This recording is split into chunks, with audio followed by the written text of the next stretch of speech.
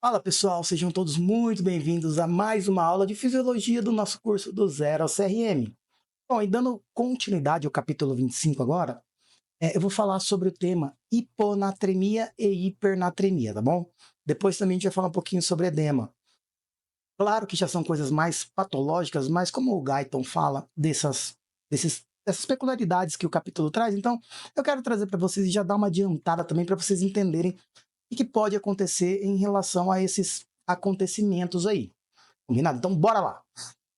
Bom, galera, começando, a gente vai começar no caso aqui, pela hiponatremia, tá bom? Então, vou até escrever aqui em cima, ó. Hiponatremia. O que seria a hiponatremia? O que significa isso daqui, galera? Nada mais é do que a diminuição vou até colocar aqui, a diminuição da concentração de sódio em líquido extracelular. Por que a gente fala líquido extracelular e não líquido? Porque, galera, quando a gente dosa alguma coisa, algum sódio, por exemplo, quando a gente dosa algum eletrólito, algum íon no nosso corpo, a gente não tira do sangue para dosar, então a gente tira o sangue e dosa. Então a gente dosa do sangue, tá bom? E aí a gente tem essa referência. E aí, como o sangue é extracelular, está fora da célula, então a gente fala que é em leque, tá bom? Então a diminuição de sódio em leque. Quando a gente olha para o Guyton falando de valores fisiológicos, o Guyton traz para a gente que o sódio em leque, ele é aproximadamente 142 miliequivalentes por litro. Certo? É isso que o Guyton traz para a gente. Mas, na vida real, a gente não usa isso, tá bom? Vocês vão ver que na vida real é um pouquinho diferente. A gente vai usar valores entre 135 a 145 miliequivalentes por litro, que será o valor do sódio na vida real, tá bom? E aí, se o sódio dosado estiver entre 135 e 145, a gente fala que é normal. Porém, como a gente está falando de hiponatremia, nós estamos falando de um sódio menor a 135 mecs por litro. Combinado? E aí a gente tem um caso conhecido como hiponatremia. Beleza? Bom, e quando a gente fala da hiponatremia, quais são as causas principais que a gente vai ter ali? Várias são as causas, tá bom? Mas a gente tem algumas principais que eu gostaria de enumerar aqui para vocês. Então, ó, falando de causas, assim, no caso, o principal que a gente vai ter é a perda de cloreto de sódio, tá bom? Eu até coloco aqui, ó, a perda de NaCl. Mas como que acontece basicamente essa perda aqui? A gente vai ver que eu tenho perda de sódio e cloro também na diarreia. Bom, quando a gente tem muitos quadros, no caso da diarreia aguda, aquela que acaba acontecendo assim de forma acentuada, a pessoa acaba jogando junto muito cloreto de sódio embora naquele líquido que acaba saindo de cada vez que a gente acaba indo no banheiro. Também a gente vai ver isso daqui acontecer no vômito. O vômito também acaba eliminando bastante eletrólitos ali. Tá bom, galera? Quando é utilizado diuréticos, tem alguns diuréticos que têm a capacidade de jogar o sódio fora, tá bom? E aí a gente vai ver basicamente a furosemida, é um deles, tá? A furosemida, ela acaba jogando um pouquinho. A espironolactona também acaba jogando um pouquinho, que ela segura a espironolactona, que a gente chama de poupador de potássio, né? Ela segura o potássio e joga mais sódio fora, tá bom? Então, a gente acaba fazendo um pouquinho disso daí. Tá? Então, os diuréticos também jogam sódio fora. A gente vai ver também que, no caso ali, a gente vai ter uma doença conhecida como doença de Addison,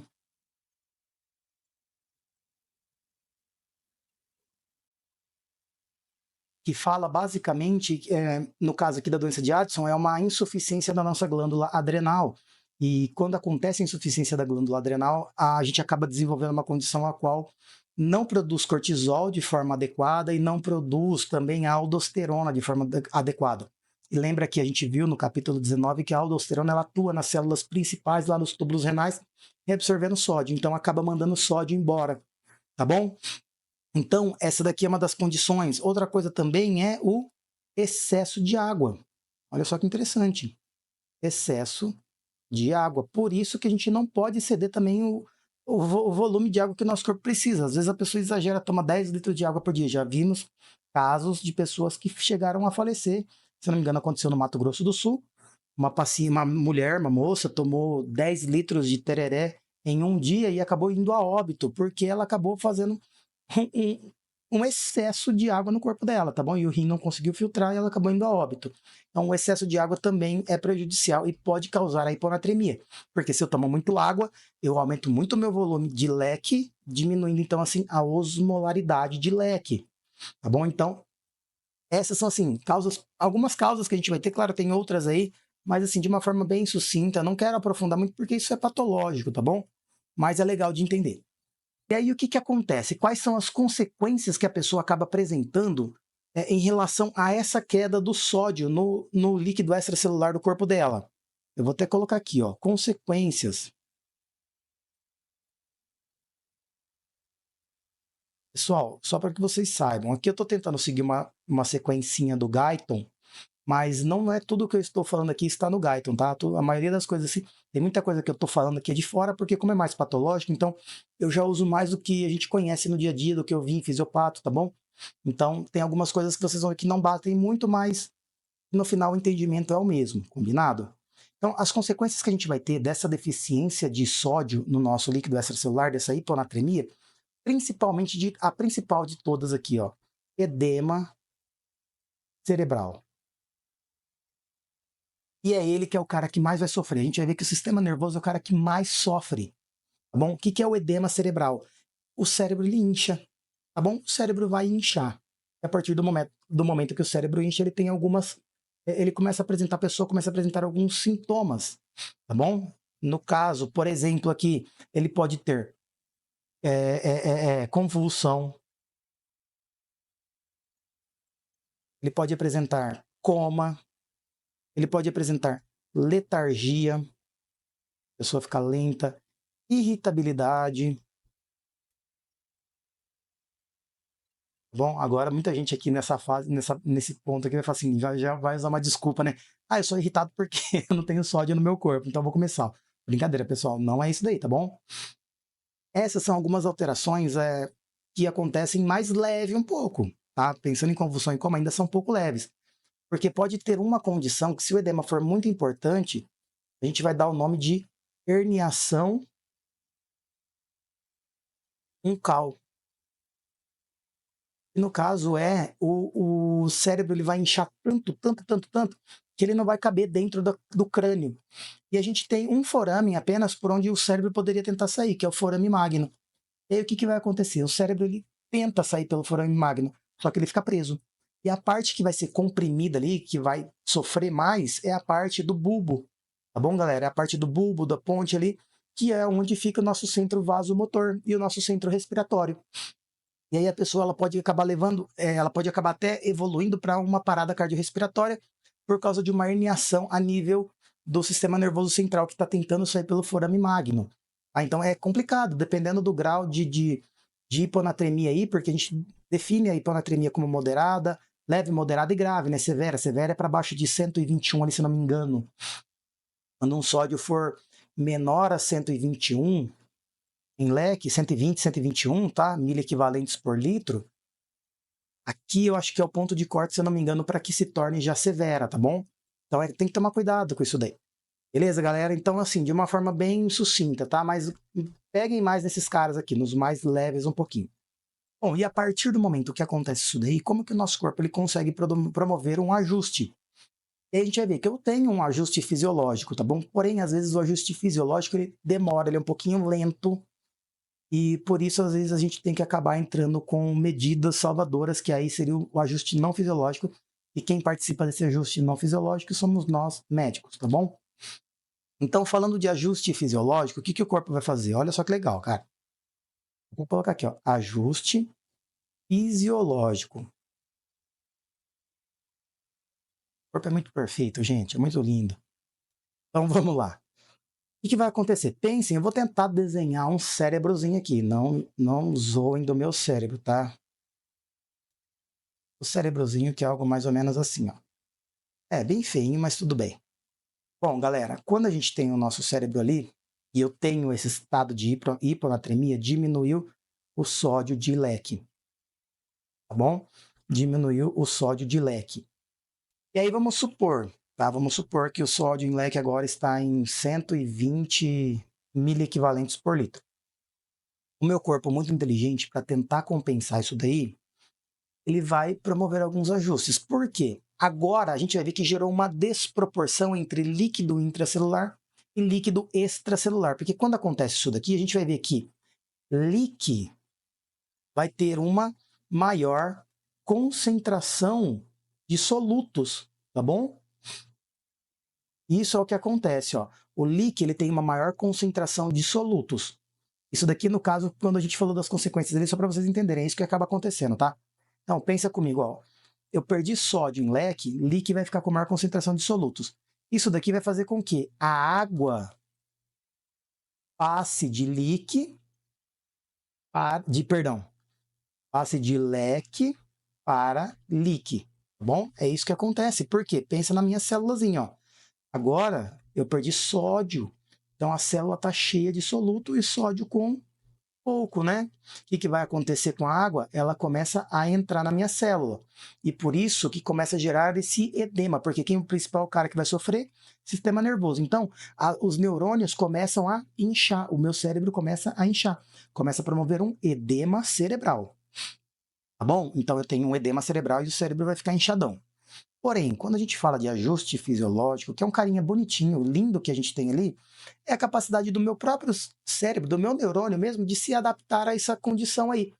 Só que saibam de uma coisa, é uma adaptação que ela é um pouco lenta. Então, para distúrbios muito graves, ela não vai ser tão eficaz assim. Ela é quando o distúrbio é mais leve um pouquinho, tá bom?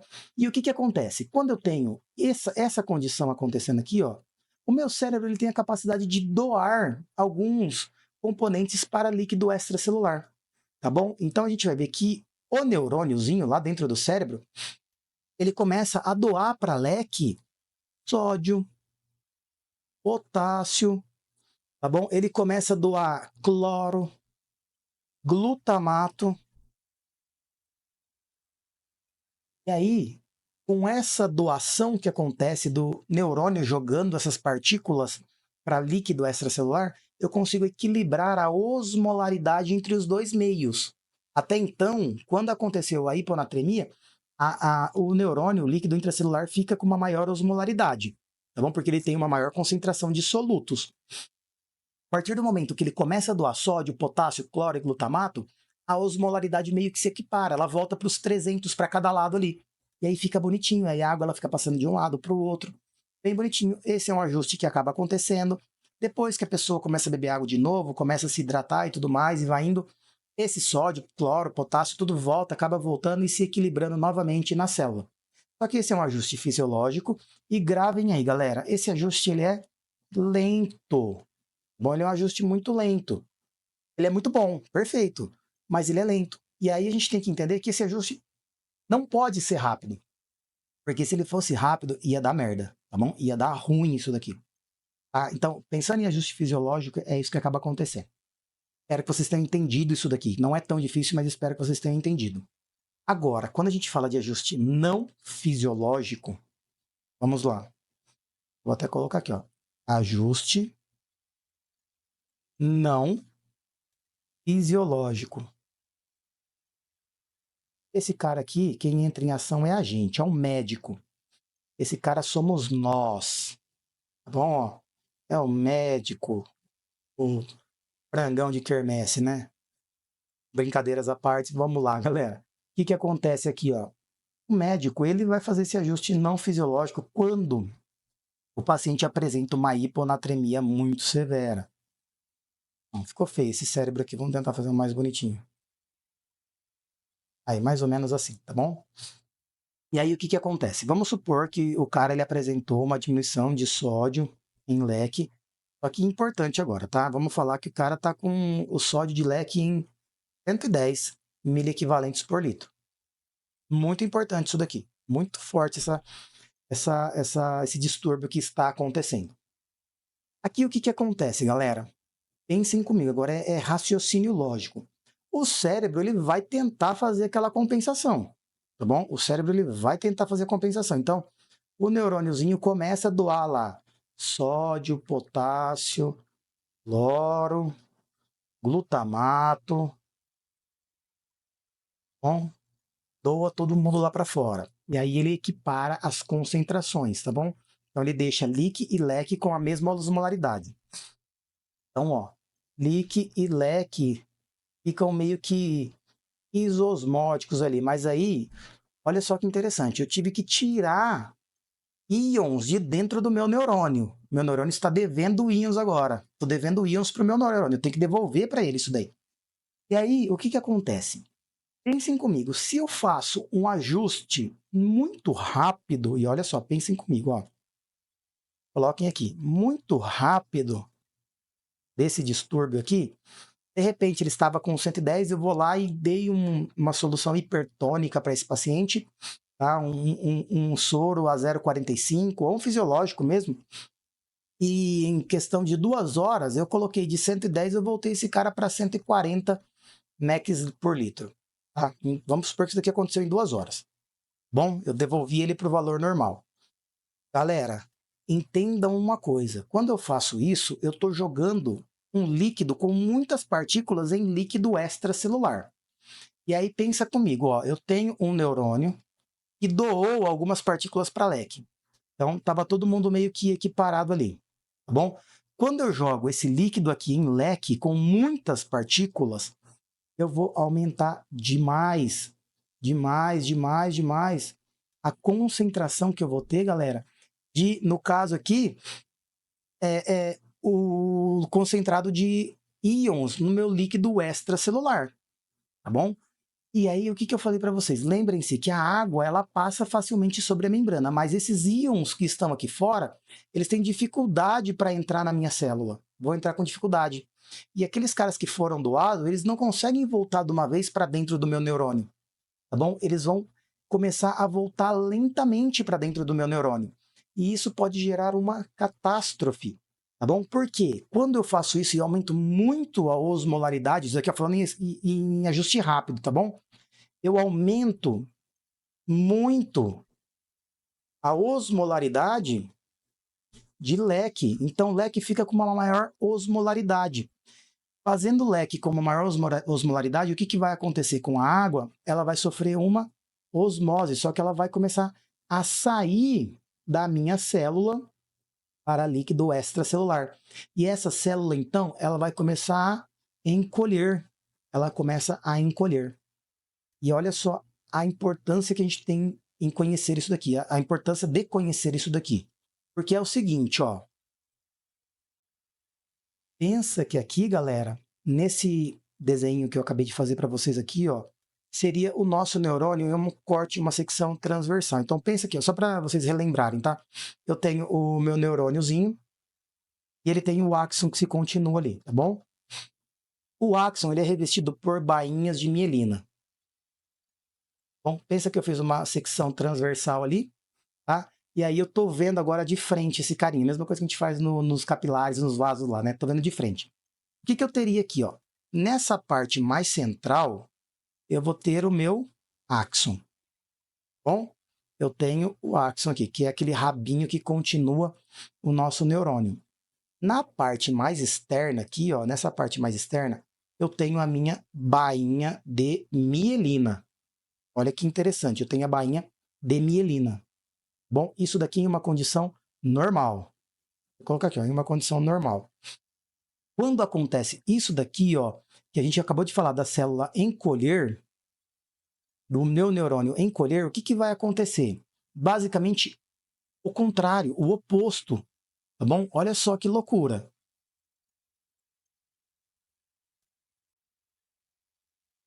O meu neurônio estando desidratado igual ele encolheu ali, pensa que aqui, galera, ó, eu tenho aqui o meu axon, tá? O centrinho do meu axon. E agora, por desidratação, esse carinha ele encolheu, né? Ele diminuiu. Mas a bainha de mielina, ó, ela tá aqui, em volta. Bom, essa é a bainha de mielina. Por que que ficou assim agora? Porque o meu neurônio, ele encolheu, ele desidratou. E aí eu vou ter, então, ó, um espaço entre a bainha de mielina e o meu axon. É como se fosse algo assim, ó. Então, o axon, ele fica solto em volta da bainha de mielina, tá bom? Ele ficando solto em volta da bainha de mielina, ele começa a gerar lesão nessa bainha. E eu começo a destruir a bainha de mielina. Ela tem, então, ó, destruição da mielina. Olha que loucura.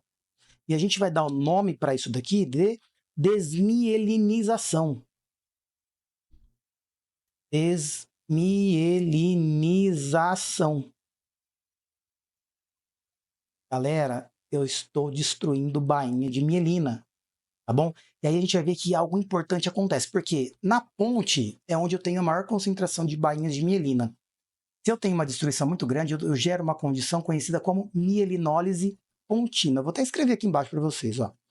Mielinólise, mielina, lise é quebra. Então, quebra da mielina, tá bom? Pontina. Por que pontina? Porque na ponte é onde eu tenho mais concentração de bainhas de mielina, de neurônios com bainha de mielina. E isso gera um caos na vida da pessoa. Imagina a gente perder a bainha de mielina. Irritabilidade, convulsão, coma, morte e tudo mais que vocês possam imaginar. Bom, é caos, é caótico. Por isso que o reajuste nunca pode ser rápido. Nunca pode ser rápido. Então aqui, ó, coloquem aqui, ó, rápido, coloquem aqui.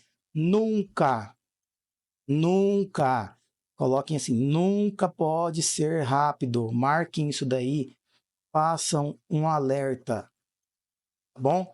E como se dá o ajuste não fisiológico para que não haja essa situação aí? Ele tem que ser lento, tá bom? E o que seria ser lento? Eu tenho que fazer um reajuste de, no máximo, 10 miliequivalentes por dia, tá bom? Então aqui, ó, no máximo 10 miliequivalentes por dia. Então, se o cara estava aqui no nosso exemplo aqui com 110, nas primeiras 24 horas, o máximo que eu posso jogar ele é para 120. No dia seguinte, o máximo que eu posso jogar ele é para 130. E no outro dia, o máximo que eu vou poder jogar ele é para 140.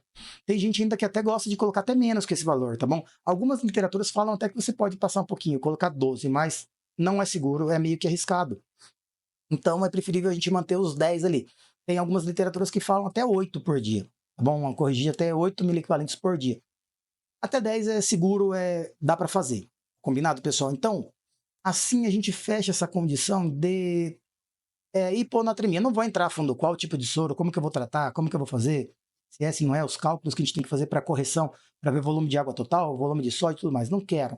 Porque aqui eu quero ser mais superficial um pouco com vocês, porque é fisiologia, tá? A gente não tem tanto esse intuito de entrar ainda na patologia. Mas já é muita informação, já é muito legal, dá para aprender muita coisa aqui para a vida de vocês. Combinado? E aí, galera, nessa primeira aula aqui, era basicamente isso que eu tinha para falar para vocês. Então, espero que tenha ficado claro, espero que vocês tenham gostado dessa aula. E é isso aí. Qualquer coisa, revisa esse capítulo e tamo junto. E se você gostou dessa aula, eu já te convido para conhecer a nossa nova plataforma do zero ao CRM. O link a gente vai deixar aqui embaixo na descrição desse vídeo. É só entrar e você vai conhecer um mundo à parte da medicina, com vídeos de anatomia, fisiologia, embriologia, histologia e também matérias da clínica médica que vai fazer com que você abra e expanda muito mais a sua mente para que a sua formação seja muito mais completa. Também peço para que vocês já sigam o nosso canal, deixem o like, deixem o sininho ativado para quando chegar novos vídeos você receber a notificação. Valeu, galera! Até mais!